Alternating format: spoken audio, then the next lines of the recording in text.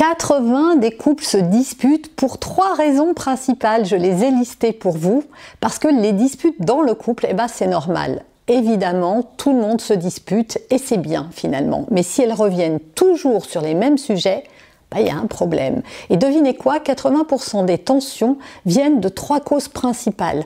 Vous voulez savoir lesquelles ? Et surtout, comment les éviter ou en tout cas comment y réagir? Restez jusqu'à la fin et la 3e raison, vous allez voir, est la plus insidieuse.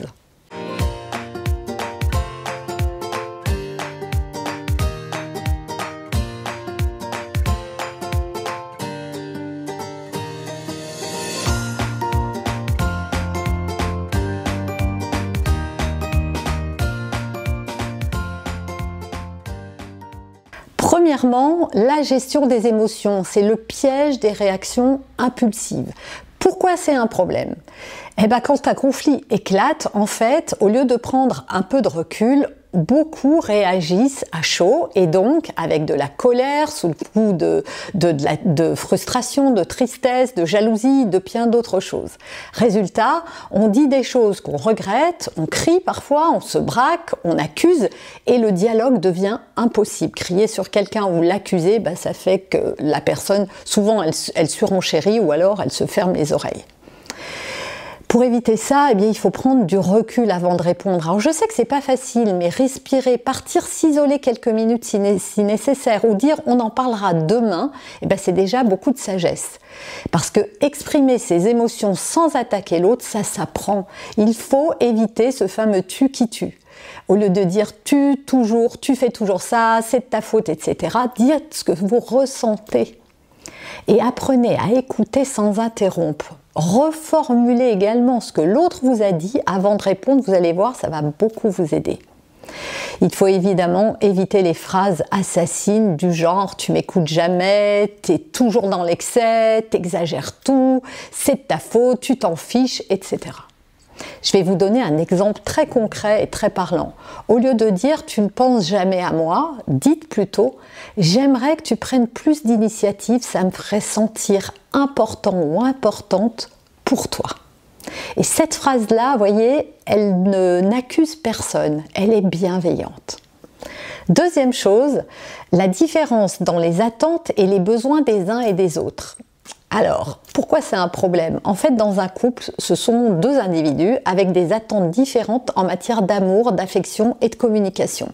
Si on ne prend pas le temps de comprendre ces différences et les frustrations de chacun, les incompréhensions s'installent. Pourquoi? Parce qu'on a un langage différent. Il faut savoir qu'on aime comme on voudrait être aimé et que l'autre nous aime comme lui voudrait être aimé. Et on n'a pas les mêmes critères. Il faut identifier et verbaliser nos besoins, c'est important. J'ai besoin de plus de moments à 2 ou j'ai besoin de plus d'espace pour moi. En faisant bien comprendre à l'autre qu'on ne le remet pas en question, c'est juste moi et mon besoin. Parce que connaître le langage de l'amour de sa ou de son partenaire, c'est essentiel. Certains ont besoin de mots doux, d'autres d'attention concrète et certains de liberté. Donc essayez de négocier, de trouver des compromis, on ne peut pas tout avoir, mais on peut tout s'adapter. Espérer que l'autre devine ce qu'on attend de lui est une hérésie. En fait, chacun voit le monde, voit midi à sa porte, voyez.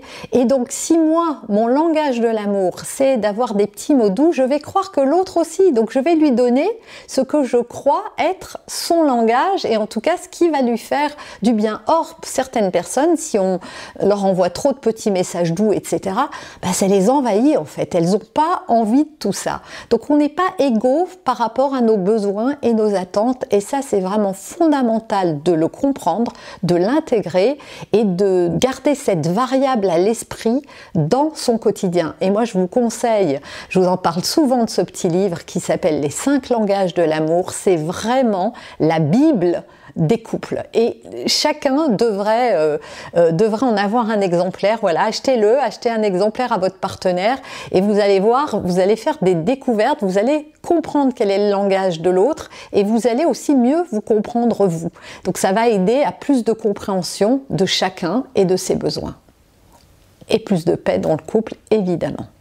Je vais vous donner un exemple concret. si l'un veut passer plus de temps avec l'autre et que l'autre a besoin de solitude, eh ben, il faut trouver un équilibre plutôt que d'accuser l'autre de fuir ou d'être collant en fait. Quand on a compris que l'autre est comme ça et qu'on va pas le changer, mais que c'est pas contre nous, alors ça devient moins conflictuel. Troisièmement, le manque de communication authentique, c'est le poison silencieux du couple. Et oui, beaucoup de couples ne communiquent plus vraiment en fait. On est tous d'accord pour dire qu'une bonne communication dans le couple, c'est essentiel. Ouais, mais là, on parle d'organisation, souvent d'enfants, de factures, mais plus de ce qui est vraiment important. Et plus le temps passe, plus on est un vieux couple finalement, et plus les émotions, les doutes, les envies deviennent secondaires. Et ça, c'est vraiment à éviter. Il faut instaurer dans son couple des moments de vraie discussion et des moments à deux tout simplement. Alors je sais que quand on est dans une vie familiale, c'est pas facile, mais un rituel hebdomadaire où chacun partage ses ressentis, c'est important.